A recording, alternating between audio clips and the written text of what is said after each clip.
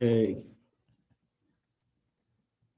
know, we need a name for our group, like the Chitosians or. We're on fish. Not right now. Okay, let's go to the Chitas. Let's learn the Chitas of the day. Let's start with the Chumash of today. Today is Monday. We're holding the second reading in the portion of Shemini. Today continues on chapter 9, verse number 17. Vayakrev es hamincha, and he brought the mincha. He brought the meal offering. Vayimalu kapav mimenu, and he filled his palm with it. Vayaktel hamizbeach, and he burnt it on the altar. As we milvad elas habeka, besides addition to the morning offering that he burnt on the altar. We learned before that a mincha of a kohen was burnt on the mizbeach. Yimal kappa, he fistful, there's no scooping of his fingers. Milvad elas habeka, all these sacrifices Aaron offered up only after he offered the morning continual burnt offering. Vayishchat es asher v'sahayel. And then he slaughtered the ox and the ram, zevach hashlomim, which was the peace offering from the people. Ashelom, vayimtziu b'nei anas adam elav, and then Aaron his son presented the blood to him. Vayizrakeyu al mizbeach saviv, and he dashed it on the altar, around the altar. V'sachalavim, and the rest of the fat, min asher u'min from the ox and from the ram. Aliyah, the fatty coverings, the tail and the fatty coverings, and the kidneys and the diaphragm. The Yiseres HaKaved, which with the liver. So now she says the fatty, the fat that covers the innards. Then he placed the fats upon the breast. And he burnt it, the chalav and the fats on the mizbeach. Rashi says after the waving, the kohen will perform the waving, gives a portion to another kohen to make them to take them up to the mizbeach. The result is that the portions that were on top are now on the bottom, due to the kohen inverting the proportions to place them and receive them in the hands of the next kohen. So they flipped it over. Then the Aaron Kohen took the breast and the right thigh. He lifted up as a waving. He waved that also before God. As God commanded, he commanded Moshe. And then Aaron uplifted his hand. He blessed him. And he descended for making the burnt offering and the peace offering. So that is what he blessed them. Birchas Kohanim. He gave them the blessing of Birchas Kohanim. Yevarecha ya Hashem paravelecha v'chaneka, and Yisa Hashem paravelecha v'yasavcha shalom. And that's why every day in davening, in the Shmoneh Esrei, the Chazan says the Birchas Kohanim in Shachas. He went down from the Mizbeach. Verse 23. The Moshe Aaron came to the tent of meeting. And they went out. And they blessed the people. And the glory of the Lord appeared before the people. So now she says, why did they enter the tent of meeting? It says, why were they going into the Beis Hamikdash? In the section of the investors, I found a Beraisa added to our version of Teres Kohanim, which states the following: why did Moshe enter with Aaron? To teach him about the procedure of the burning the incense. Or did he perhaps enter only for another purpose? I make a deduction. Descending from the altar and entering in the tent of meeting, these verses, both of them require blessing the people. Just as descending from the altar is related to the service, so entering the tent of meeting related to a service. Hence, we learn here why Moshe entered with Aaron, namely to teach him about the procedure of burning the incense, which is related to the service. Another explanation is why Moshe entered with Aaron. When Aaron saw that the sacrifice had been offered and all the procedures had been performed, and yet the Shekhinah had not descended for Israel, he was distressed. He said, I know the Holy One, blessed be He, is angry with me. On the account the Shekhinah did not descend upon Israel. So he said to Moshe, my brother Moses, is that what you have done to me? You have entered, I have entered, and you have put me to shame. Here you made me the Kohen Gadol, and seemingly the Eibishter has not descended upon the Shekhinah, has not presented himself. That's why it says. So that's why the previous verse that Aaron completed the service and he blessed the nation. And now, verse 23, it says, "Vayovav Moshe al HaMoed." So then Moshe entered the tent of meeting with him, and they prayed for mercy. And that's why it says, "Vayirach V'ed Hashem al Kalam." So the Shekhinah came down for Israel. So that's what happened. That's the chronological order of the Psukim. They came out and they blessed the people. They said, may the presence of the Lord our God be upon us. May it be good, the God, that the Shekhinah will rest in the work of our hands. And why did they choose this particular blessing? Because throughout all 7 days of the investors, when Moshe erected the Mishkan and performed the service in it, and then dismantled it daily. For 7 days, Moshe Rabbeinu built the Mishkan in the morning, did the service, took apart the Mishkan, put it aside, next day started over again, built the Mishkan for 7 days. He did it. And they dismantled daily. The Shekhinah did not rest in it. The Israelites were humiliated. They said to Moshe, our teacher, all the efforts that we had taken were so that the Shekhinah should dwell amongst us, so that we would know that we were forgiven for the sin of the golden calf.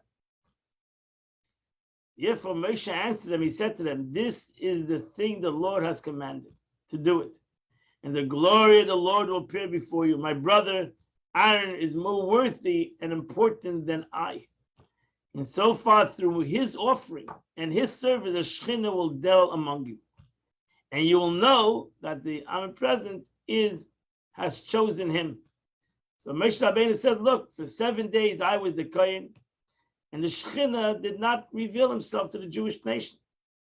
On the 8th day, that Aaron became the Kohen, and you have Vayirach V'ed Hashem Kolam, you have revelation, the purpose of the building of the Mishkan and all the Karbanis and everything that God wanted is the revelation of God in the world, and that was accomplished ultimately on the 8th day. And that's why the 8th day is a great celebration to God and to the world. This day of Chodesh Nisan, that the Beis Hamikdash was established, and now it was a full functioning Mishkan with Aaron HaKohen, with Aaron the priest, the high priest, and the sons being Kahan. And that completes the Chumash of today. Now I go to the Tanya of the day. And the Alter Rebbe continues the concept of, he says over here, why is the suffusing of the vital soul with Ein Sof light and banishing the pure klippas from the vital soul produce a parallel effect in the entire world? What does the Jewish people have to do with the world? So the Alter Rebbe says, because in Kabbalah, Chassidus, we learn, Ki Klalus Yisrael, the community of Israel, Shem Shishim Ribu Neshamas Pratis, which is comprised of 600 particular souls, Hem Klalus Chayesh Klalus Olam. They are in general source vitality for the whole world. Because ultimately the life force of the world comes through the Jewish nation.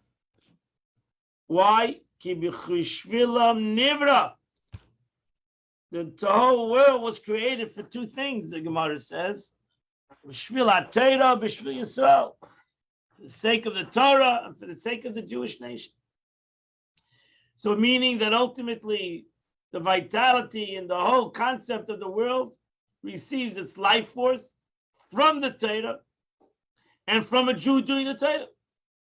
So that's ultimately their chayis.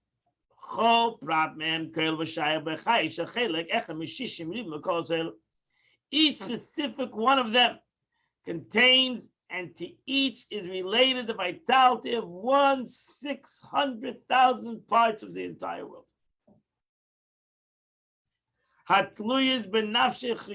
This part of the world depends on his vital soul for its elevation to God, to the vital soul's own elevation. And that's why we're in the world. And that's why the world struggles with us. They don't realize. That's why anti-Semitism and the hatred of the world has not any logical sense. Because it's an inyan ruchni, it's a spiritual concept. It's a struggle between godliness and ungodliness, between elevation, revelation of the true essence of the entire world.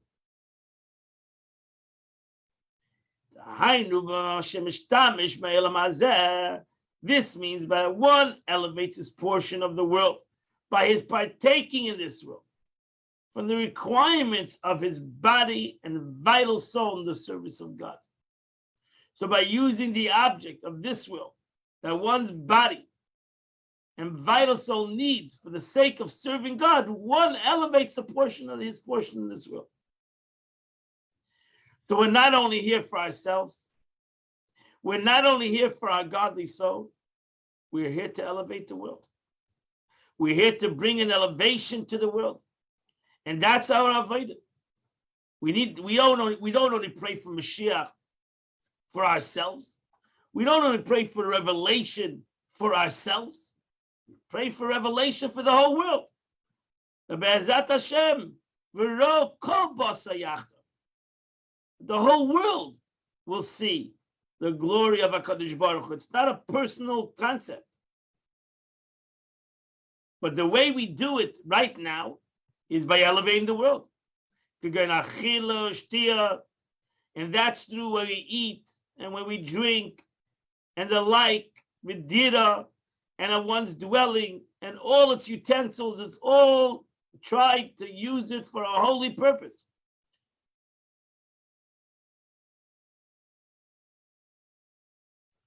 But surely there's more than 600,000 souls. Besides, it's quite impossible for one person to use a 600,000th of the entire world.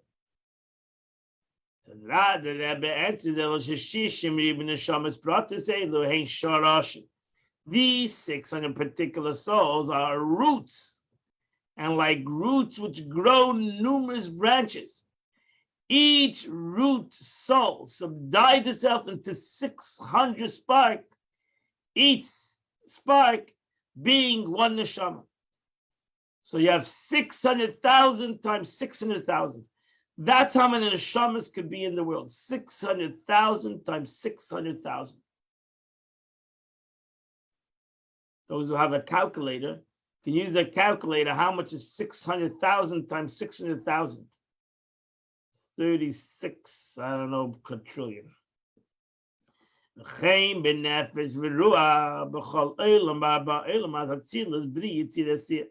Similarly with the nefesh and ruach in each of the four worlds. Atzilus, the world of emanation, the world of bria, the world of creation, the world of yitzira, the world of formation, and the world of asiyah, the world of action. In each of these four worlds are found all three soul levels. Again, in Chassidus we learn there are 5 levels to the soul. Nefesh, Ruach, Neshama, which the Alter Rebbe mentions right over here. Nefesh, Ruach, Neshama is the 3 basic principles of the soul, called Naran, nun reish nun, nefesh, ruach, neshama, which is the three basic components. Nefesh is the most closest to the physical side of the soul. Ruach is the emotions of the soul. Neshama is the intellect of the soul. Then you have a chaya and yechida. You have the chaya, the life force of the soul, and ultimately yechida shebenefesh, the oneness of the soul, the way it's connected to God. So even though, the Alter Rebbe said, even the nefesh, ruach, and neshama, the three lowest levels of the soul, also has their connection in the upper worlds as they travel not only in this physical world, as they connect in the upper worlds. So you got to realize, not only do we elevate and bring light to this world, our nefesh, ruach, neshama are three basic components that we use our seichel, our physical mind, that we use our emotion, our physical heart, the 6 emotions that we have, and that we use our nefesh, our physical body, in the physical world. We elevate not only this world, we elevate the upper worlds. So through our avodah, through our service in this world, we elevate all levels of the world, from the lowest level of the world, from the world of Asiya, till the world of Atzilus, till all the world of emanation. And it's a train reaction. Through our avodah in this world, it elevates because it's all connected to our neshama, it elevates all the worlds, which reveals godliness in all the worlds. And that's what, connected to the Pasha, that's what Aaron and Moshe wanted. That was the purpose of the Mishkan, and everything that we do in this world is that the revelation, it should be seen, the glory of God to the entire people, not to personal, not to themselves, but l'chalam, to the entire people. So to us also, our avodah, what we are doing in this world, is one thing, that there should be virach kved Hashem, there should be the revelation of God to everybody, not only to the Jewish nation, but the entire world. And not only to this world, but all the worlds. Because ultimately, the elevation of even the world of Atzilus, and even the world of Bria and Yitzhira, these are spiritual worlds, get only its elevation and its revelation is through the service of a Jew in this world.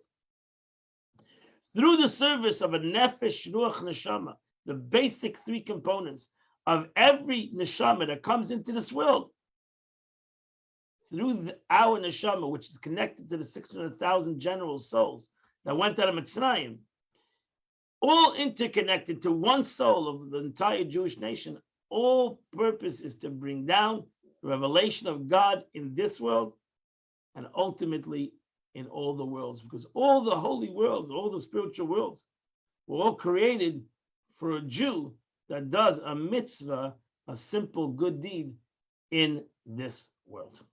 And that completes the Tanya of today. Today is the 18th day of the month. Today, say chapter 88 and 89. Chapter 88 and 89, and you do the chitas of the day. I wish you all a wonderful, beautiful, happy day. Thank you very much. Today is my English birthday, my secular birthday. So legally, I'm 59 years old. Thank you very, very much for the birthday. Birthday wishes. Gabriel should give us all arichas yamim v'shanim tevis. I'll see you all tomorrow at 8 a.m. We'll continue to learn the chitas of the day.